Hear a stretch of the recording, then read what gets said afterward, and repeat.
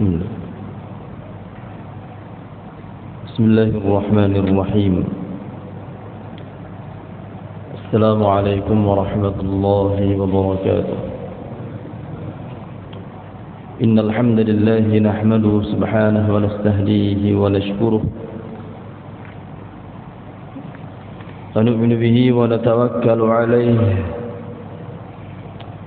ونعوذ بالله من شرور أنفسنا ومن سيئات أعمالنا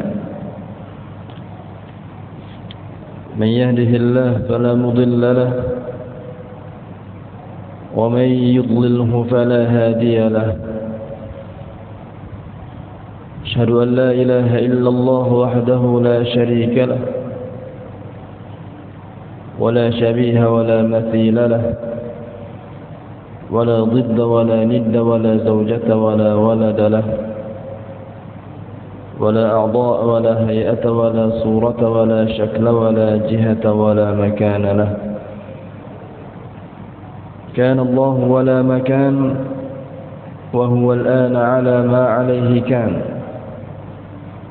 فلا تضربوا لله الأمثال ولله المثل الأعلى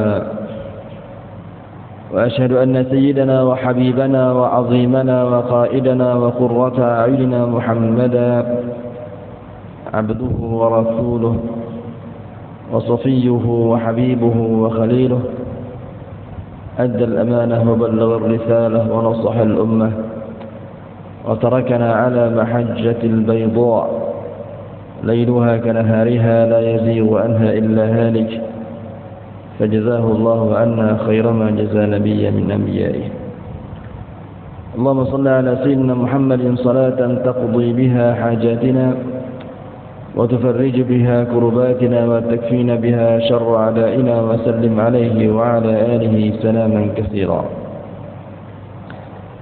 أما بعد tuan-tuan sedang hadirin yang dirahmati Allah Subhanahu wa taala. Pertama sekali mari sama-sama kita mengucapkan setinggi-tinggi rasa syukur kita kepada Allah Subhanahu wa taala. Kerana dengan limpah dan kurnia daripada Allah Subhanahu wa taala pada malam yang berbahagia ini kita diberikan kesempatan oleh Allah untuk kita bertemu.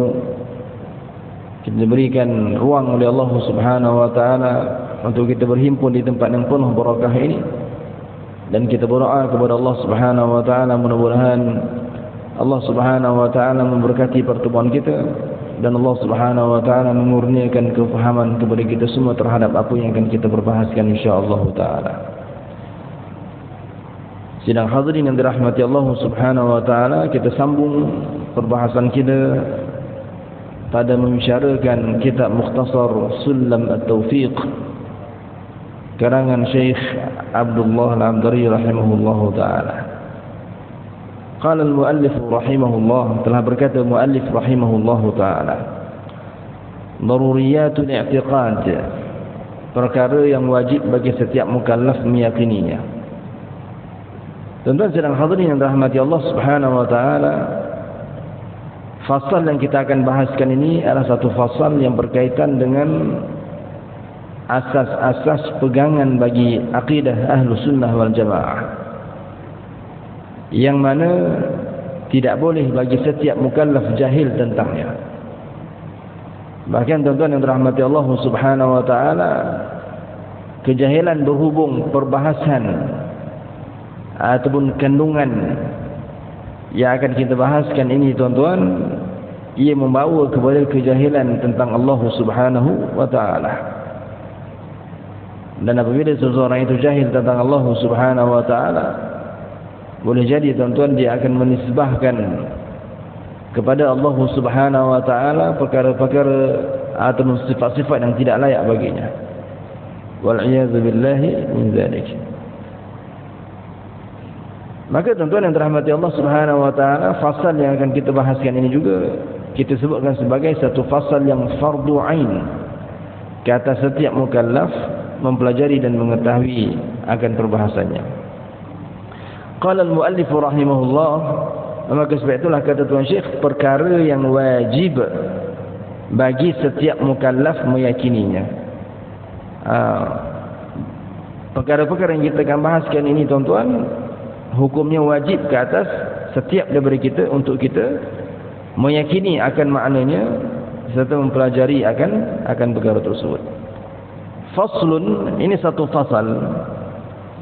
Yajibu ala kafatil mukallafin ad-dukhulu fi dinil Islam والثبوت فيه على الدوام والالتزام ما لزم عليه من الأحكام.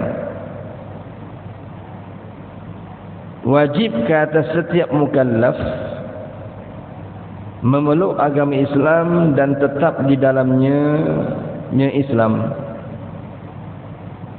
untuk selama-lamanya, serta beriltizam dengan hukum hakam yang diwajibkan oleh Allah Subhanahu wa taala ke atasnya. Maka tuan-tuan yang dirahmati Allah Subhanahu wa taala, Tuan Syekh mulakan perbahasannya wajib ke atas setiap mukallaf. Lalu perlu kita faham di sini tuan-tuan, apakah yang dimaksudkan dengan mukallaf? Allahumma shalli ala sayyidina Muhammad wa ala alihi. Maka tuan-tuan yang dirahmati Allah Subhanahu wa taala, kata ulama yang dikatakan mukallaf itu al-balighul 'aqilul ladzi balaghathu da'watul Islam. Yang dikatakan mukallaf itu ia mesti melengkapi 3 syarat. Yang dikatakan mukallaf itu mesti melengkapi 3 syarat. Yang pertama aqil, yakni berakal. Maka kita faham di sini bagi orang yang gila, maka mereka ini bukan mukallaf. Yakni tidak ada pertanggungjawaban ke atas orang gila tersebut pada hari akhirat kelak. Tidak ada hisab, tidak ada hitungan amalan bagi golongan-golongan yang tidak berakal pada hari akhirat kelak. Sebab apa? Sebab mereka ketika di atas dunia tidak dikira sebagai orang yang mukallaf. Kemudian yang kedua, al-baligh. Baligh maknanya orang yang baligh. Baligh ni tuan-tuan kalau bagi lelaki seperti mana yang tuan-tuan maklum, ditandai dengan salah satu daripada 2 perkara. Sama ada melihat mani, ataupun yang kedua sampai umur 15 tahun qamariyah, ataupun sempurna umur 15 tahun qamariyah. Maka mana dahulu berlaku tuan-tuan, sama ada yang pertama atau yang kedua, maka itu menjadi petanda bahawa seseorang lelaki itu dihukumkan baligh. Manakala bagi wanita tuan-tuan, seperti mana tuan-tuan ketahui, baligh bagi wanita itu ditandai dengan 3 perkara. Yang pertama, keluar darah haid. Yang kedua, sempurna umur 15 tahun qamariyah. Dan yang ketiga, keluar mani ataupun melihat mani. Jadi tuan-tuan yang dirahmati Allah Subhanahu wa taala, mana satu yang terlebih dahulu berlaku pada seseorang perempuan, maka dia daripada 3 perkara tadi, maka dia dihukumkan sebagai baligh. Jadi mukallaf itu yang pertama kita sebut tadi berakal, yang kedua baligh, dan yang ketiga sampai kepadanya asas dakwah Islam. Apa maksud sampai kepadanya asas dakwah Islam? Tidaklah bermakna di sini sampai kepadanya perbahasan-perbahasan fikih berkaitan dengan solat, puasa, zakat, haji dan umrah secara detail. Tidak, tuan-tuan. Akan tetapi yang dimaksudkan dengan sampai kepadanya asas dakwah Islam adalah sampai kepadanya la ilaha illallah Muhammadur Rasulullah. Sampai kepadanya la ilaha illallah Muhammadur Rasulullah. Walaupun tuan-tuan sampai 2 kalimah syahadah tersebut kepadanya menerusi azan yang dikumandangkan. Sebagai contoh, dia seorang yang kafir, sampai kepadanya la ilaha illallah Muhammadur Rasulullah itu tuan-tuan menerusi azan yang dikumandangkan, yang didengar di dalam negara yang mana penduduknya itu muslim. Maka tuan-tuan yang dirahmati Allah Subhanahu wa taala, maka orang tadi ini dihukumkan sebagai mukallaf. Sampai kepadanya asas dakwah Islam. Asas dakwah Islam di sini tuan-tuan maknanya apa? La ilaha illallah Muhammadur Rasulullah. Allahumma salli ala sayyidina Muhammad wa ala alihi. Tuan-tuan yang dirahmati Allah Subhanahu wa taala, maka barang siapa di kalangan mereka-mereka yang tidak melengkapi, tidak mencukupi salah satu daripada 3 syarat untuk dikatakan sebagai mukallaf ini tuan-tuan, mereka tidak dihukumkan sebagai mukallaf, lalu tidak ada pertanggungjawaban ke atasnya tuan-tuan pada hari akhirat kelak.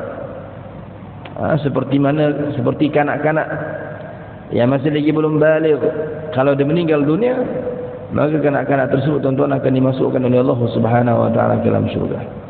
Tidak ada hitungan amalan bagi kanak-kanak tersebut kerana dia seorang yang bukan mukallaf. Masih lagi belum ada pertanggungjawaban ke atasnya. Allahumma salli ala sayyidina Muhammad wa ala alihi. Kemudian tuan-tuan yang dirahmati Allah Subhanahu wa taala, kata ulama mukallaf itu juga terbahagi kepada 2. Ada mukallaf yang muslim dan ada mukallaf yang kafir. Mukallaf yang muslim, kalau mukallaf yang kafir, wajib ke atas mukallaf tersebut memeluk agama Islam serta-merta. Wajib ke atas mukallaf tersebut, Allahumma salli ala sayyidina Muhammad wa ala alihi, memeluk Islam serta-merta dengan mengucapkan 2 kalimah syahadah. Asyhadu an la ilaha illallah wa asyhadu anna Muhammadar Rasulullah. Jadi itu yang dikatakan syarat untuk seseorang itu memeluk Islam.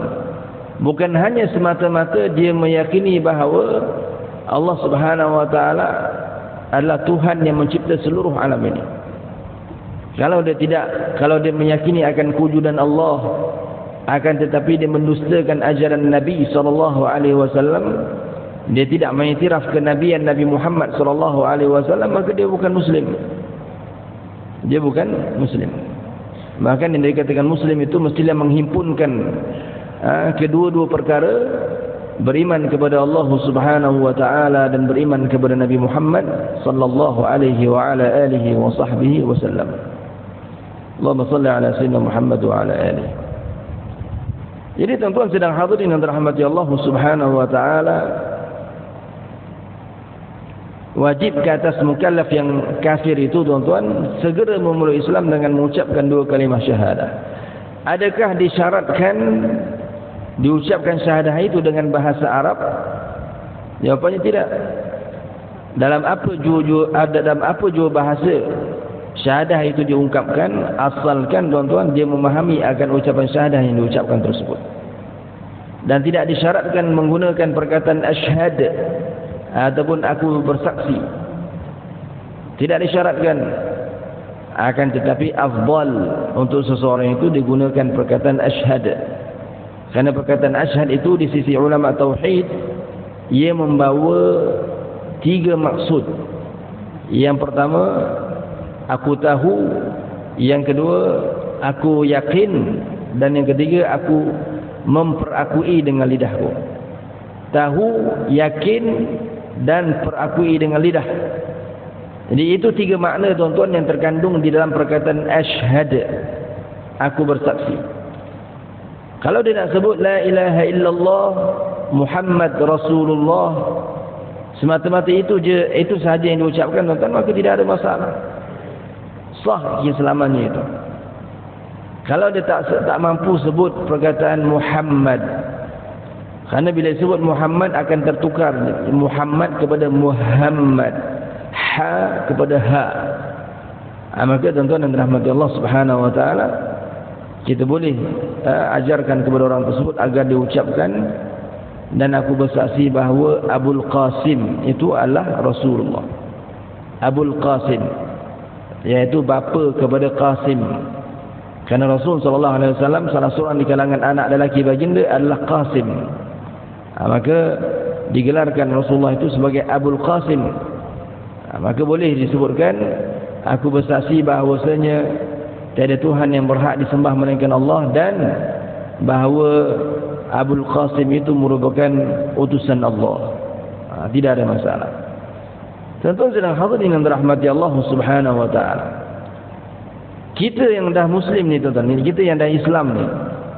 Seandainya tuan-tuan ada orang kafir yang datang kepada kita menyatakan hasratnya untuk memeluk Islam. Dia kata saya nak peluk Islam. Saya dah lama dah nak peluk Islam, maka sehari ini saya putuskan saya nak peluk Islam. Maka tuan-tuan yang dirahmati Allah Subhanahu wa taala, wajib ke atas kita untuk kita mengajarkan syahadah kepada orang tersebut. Jangan ditangguh-tangguhkan akan syahadah orang tersebut atas alasan kononnya kita bukan ustaz, kita bukan ustazah dan sebagainya. Allahumma salli ala sayyidina Muhammad wa ala alihi. Bukankah kita tahu syahadah? Tiap-tiap hari kita ucapkan syahadah dalam salat sekurang-kurangnya. Maka ajarkan kepadanya syahadah. Allahumma salli ala sayyidina Muhammad wa ala alihi. Jangan ditangguh-tangguhkan akan syahadah bagi orang tersebut.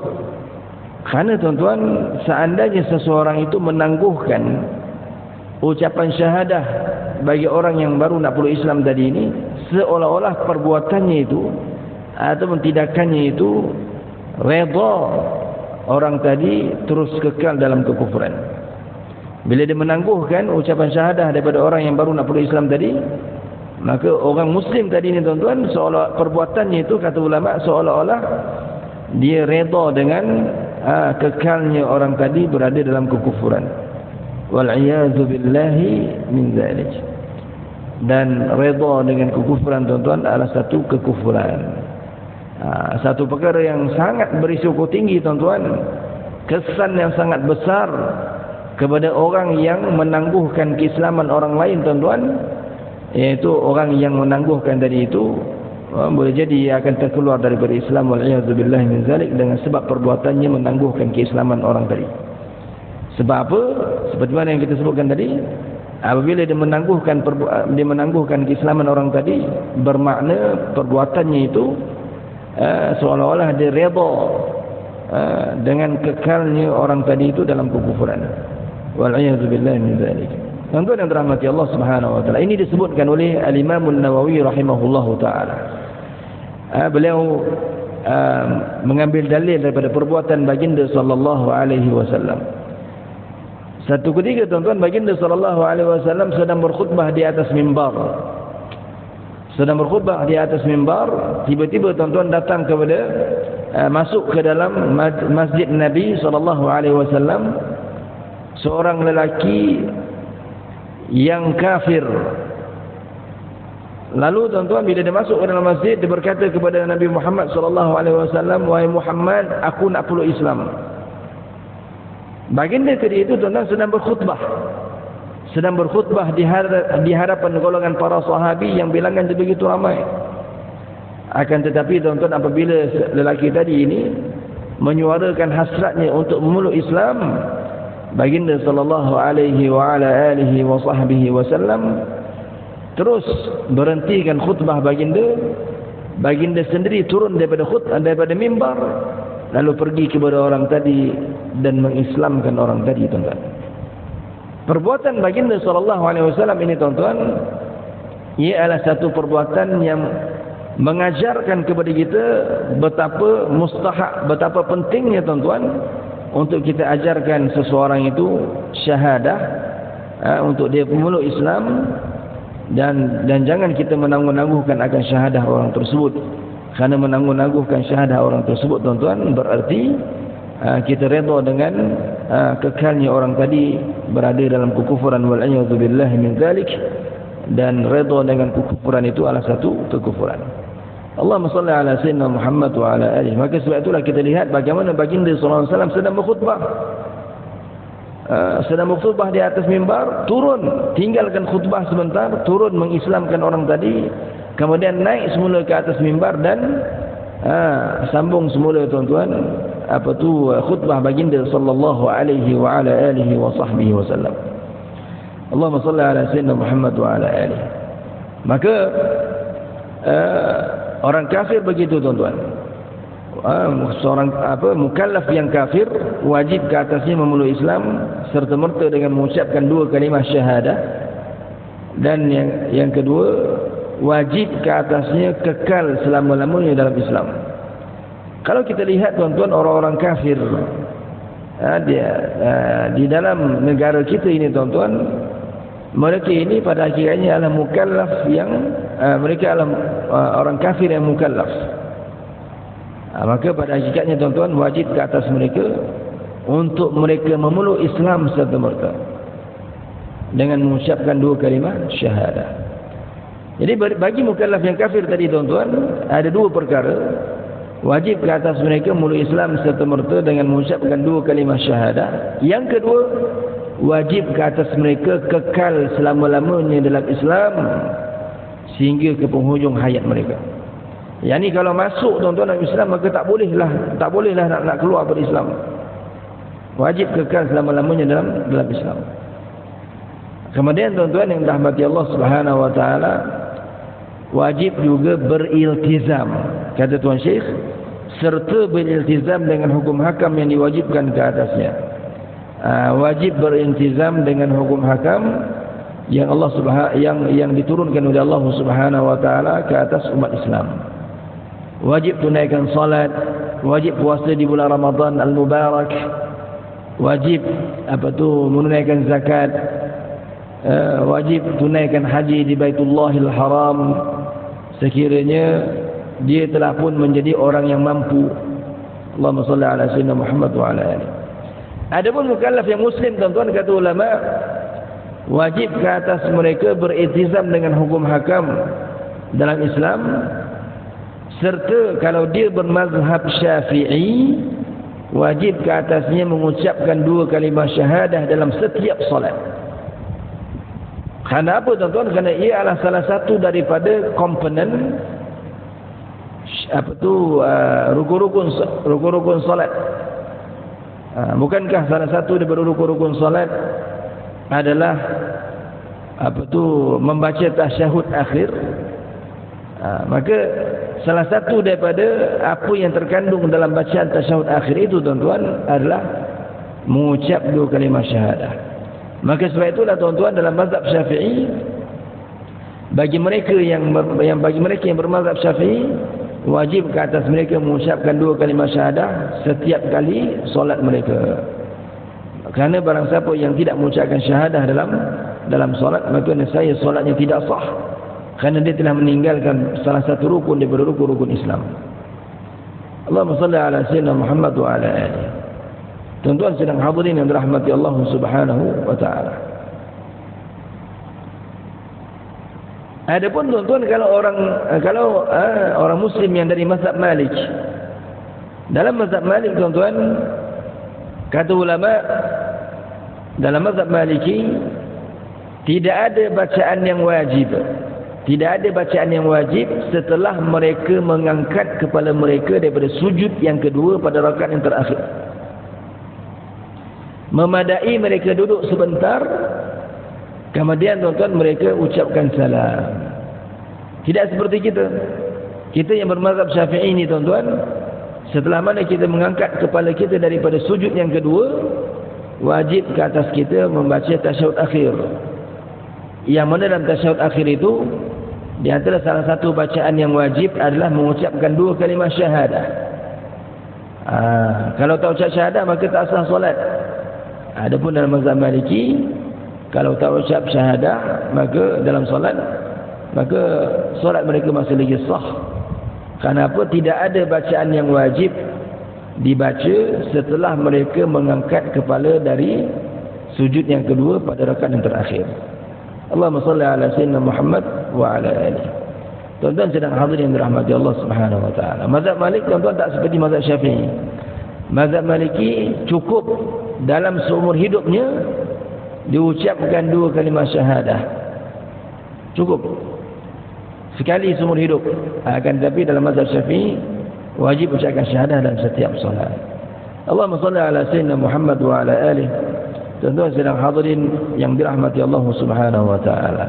Itu perbezaan di antara mazhab Malik dan mazhab Syafi'i. Ala kulli hal tuan-tuan, apa yang perlu kita faham di sini bahawa Allah Subhanahu bagi mukallaf yang muslim, wajib ke atasnya beriltizam dengan hukum hakam, yakni berikan komitmen yang padu terhadap hukum hakam yang Allah Subhanahu wa taala turunkan ke atas umat Islam, yang wajib dilaksanakan, yang haram ditinggalkan. Allahumma salli ala sayyidina Muhammad wa ala alihi. Dan seterusnya tuan-tuan, yang kedua kita sebut tadi, kalau dia bermazhab Syafi'i, wajib diucapkan syahadah dalam setiap solatnya. Allahumma salli ala sayyidina Muhammad wa ala alihi. فمما يجب علم واعتقاده مطلقا والنطق به في الحال إن كان كافرا وإلا ففي الصلاة الشهادتان. Maka dua kalimah syahadah merupakan di antara perkara yang wajib diketahui dan diyakini secara mutlak, dan wajib mengucapkannya serta merta sekiranya seseorang itu adalah orang kafir. Manakala sekiranya dia seorang yang memang beragama Islam, maka wajib mengucapkan dua kalimah syahadah di dalam salat. Ini tuan-tuan sedang hadirin yang dirahmati Allah Subhanahu wa taala. Allahumma shalli ala sayyidina Muhammad. Ini seperti mana yang telah kita bahaskan sebentar tadi. Apakah yang dikatakan dua kalimah syahadah tersebut? Maka kata Tuan Syekh, wa huma asyhadu an la ilaha illallah wa asyhadu anna Muhammadar Rasulullah sallallahu alaihi wasallam. Dua kalimah syahadah tersebut adalah, aku bersaksi bahawasanya tiada Tuhan melainkan Allah, dan aku bersaksi bahawasanya Muhammad adalah pesuruh Allah sallallahu alaihi wasallam. Tuan-tuan yang dirahmati Allah Subhanahu wa taala, itu adalah terjemahan kepada dua kalimah syahadah. Aku bersaksi bahawasanya tidak ada yang berhak disembah melainkan Allah, dan aku bersaksi bahawa Muhammad itu adalah utusan Allah ataupun pesuruh Allah. Mana kata Tuan Syekh rahimahullah ta'ala, wa ma'na ashhadu an la ilaha illallah a'lamu wa a'taqidu wa a'tarifu an la ma'buda bihaqqin illallah. Dan makna ashhadu an la ilaha illallah, sekarang ni Tuan Syekh dia mula nak membahaskan tentang makna di sebalik kalimah syahadah tersebut. Bukan lagi terjemahan dah kita sebut tadi. Tidak ada yang berhak disembah, aku bersaksi bahawasanya tiada Tuhan melainkan Allah, itu terjemahan. Adapun makna daripada syahadah yang pertama itu, kata Tuan Syekh rahimahullah ta'ala, dan makna asyhadu an la ilaha illallah, aku mengetahui, aku beriktikad dan aku memperakui bahawasanya tiada yang berhak disembah dengan sebenarnya melainkan Allah Subhanahu wa taala. Aku tahu, aku yakin, dan aku memperakui dengan lidahku. Tahu dan yakin itu tuan-tuan, ia adalah perbuatan hati. Adapun memperakui itu, mengiktiraf ataupun memperakui itu adalah perbuatan lidah. Aku tahu, aku yakin, dan aku perakui dengan lidahku bahawasanya tiada yang berhak disembah dengan sebenarnya melainkan Allah Subhanahu wa taala. Itu makna syahadah yang pertama itu. Tidak ada yang berhak disembah dengan sebenarnya melainkan Allah Subhanahu wa taala juga. Dan kalau kita kupas lagi tuan-tuan, maksud tidak ada yang berhak disembah ini, maknanya tuan-tuan, tidak ada yang berhak untuk diberikan kemuncak ketundukan melainkan hanya kepada Allah Subhanahu wa taala juga. Tidak ada yang berhak untuk diberikan kemuncak ketundukan ataupun sehabis-habis merendahkan diri melainkan hanya Allah Subhanahu wa taala juga. Itu maksud sembah. Sembah ni tuan-tuan, maknanya kita memberikan kemuncak ketundukan kita kepada Allah Subhanahu wa taala. Bila kita sebut saya menyembah Allah, maknanya saya memberikan sehabis-habis ketundukan saya, kemuncak ketundukan saya kepada Allah Subhanahu wa taala. Maka sebab itulah tuan-tuan, kita meletakkan dahi kita tuan-tuan yang mana ia adalah satu juzuk daripada muka dan ia adalah bahagian yang mulia pada tubuh badan kita, tuan-tuan. Sujud menyembah Allah Subhanahu wa taala tatkala kita melakukan solat. Bila kita sebut tunduk ni, tuan-tuan, tunduk ni ada macam-macam tunduk. Seorang anak tunduk kepada ibunya, seorang anak tunduk kepada ayahnya, pekerja tunduk kepada majikannya, rakyat jelata tunduk kepada sultan dan pemerintahnya. Tunduk tadi ni, tuan-tuan, tunduk seorang anak kepada ibu, tunduk seorang anak kepada bapa, tunduk seorang pekerja kepada majikannya, tunduk rakyat kepada sultannya, kepada rajanya. Ia tidak seperti tunduknya seorang hamba kepada Tuhannya. Tunduk seorang hamba kepada Tuhan dengan arti hamba tersebut akan memberikan kemuncak ketundukannya kepada Allah. Adapun tunduk seorang hamba tunduk seorang anak kepada ibu, ia bukan kemuncak ketundukan. Ia bukan sehabis-habis ketundukan, tidak. Begitu juga tunduknya seorang rakyat kepada seorang raja. Ketundukan yang diberikan itu, tuan-tuan, ia bukanlah kemuncak ketundukan, bukanlah sehabis-habis ketundukan.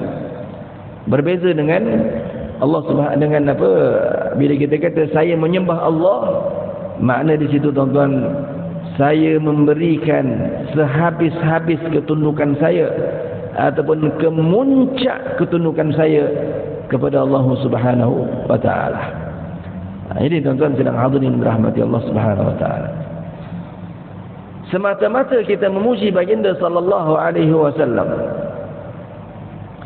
semata-mata kita memuji baginda sallallahu alaihi wasallam, kita membaca qasidah, ya rabbi bil mustafa balligh maqasidana waghfir lana ma madaya wasi'al karami. Itu, tuan-tuan, qasidah-qasidah dan madaih, puji-pujian yang kita ucapkan untuk kita memuji baginda sallallahu alaihi wasallam, tuan-tuan. Tidak ada padanya elemen penyembahan terhadap Nabi Muhammad sallallahu alaihi wasallam. Tidak ada. Sebahagian manusia, tuan-tuan, sebahagian manusia apabila mendengar segolongan manusia yang lain membaca qasidah, membaca madaih, memuji puji-pujian terhadap baginda sallallahu alaihi wasallam, mereka kata haram, syirik. Haram, syirik. Ini adalah satu perbuatan yang jelas mengeluarkan seseorang daripada Islam. Bila kamu membaca qasidah, kamu menyembah Nabi. Wal'iyadzu billahi min dzalik. Ini, tuan-tuan yang dirahmati Allah Subhanahu wa taala, orang yang seperti ini, tuan-tuan, kenapa disebutkan demikian? Bila orang lain membaca qasidah memuji Nabi, maka berarti dia sedang menyembah Nabi. Orang ini pada hakikatnya tidak memahami makna ibadah, konsep ibadah. Allahumma salli ala sayyidina Muhammad wa ala alihi. Tuan-tuan sedang hadirin yang dirahmati Allah Subhanahu wa taala. Sedangkan, tuan-tuan, Allahumma salli ala sayyidina Muhammad wa ala alihi, para ulama bahasa dan para ulama akidah, tuan-tuan, dengan begitu begitu tegas menyatakan bahawa ibadah itu, yang dikatakan ibadah itu, apabila seseorang itu memberikan kemuncak ketundukannya kepada yang disembah. Adapun, tuan-tuan, bila kita muji Nabi SAW, tidak berarti kita sedang menyembah Nabi ataupun memberikan kemuncak ketundukan kita kepada baginda Nabi Muhammad SAW. Allahumma salli ala sayyidina Muhammad wa ala alihi. Tuan-tuan sedang hadirin dan dirahmati Allah Subhanahu wa taala. Satu ketika, tuan-tuan, baginda sedang berada dalam masjid. Dalam masjid itu, tuan-tuan, Allahumma salli ala sayyidina Muhammad, ada satu kelompok daripada Muslim dari Habsyah, orang Islam dari Habsyah. Mereka ini, tuan-tuan, memuji baginda sallallahu alaihi wasallam dengan puji-pujian yang mereka ungkapkan dengan lidah mereka, sambil mereka mengangkat kaki mereka dan meletakkan kaki mereka macam kawat dulu, macam kawat. Mereka angkat kaki, letak kaki, angkat letak sambil mereka memuji baginda sallallahu alaihi wasallam. Maka Rasulullah panggil Aisyah, Rasulullah kata, lihat perbuatan mereka. Rasulullah gembira dengan perbuatan kelompok Habsyah tadi ni tuan-tuan, kerana mereka memuji baginda sallallahu alaihi wasallam. Jadi kalaulah memuji baginda itu ada padanya syirik, kalaulah memuji baginda itu bermakna menyembah baginda, maka sudah tentu baginda akan melarang orang Habsyah tadi ni tuan-tuan memuji baginda sallallahu alaihi wasallam. Baik.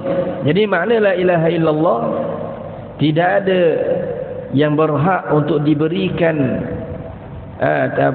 tidak ada yang berhak disembah melainkan Allah. Dan kalau kita kupas lagi tuan-tuan, tidak ada yang berhak disembah melainkan Allah tu apa maknanya? Apa maksud di sebalik ungkapan tersebut? Yakni tidak ada yang berhak untuk diberikan kemuncak ketundukan melainkan hanya Allah Taala jua.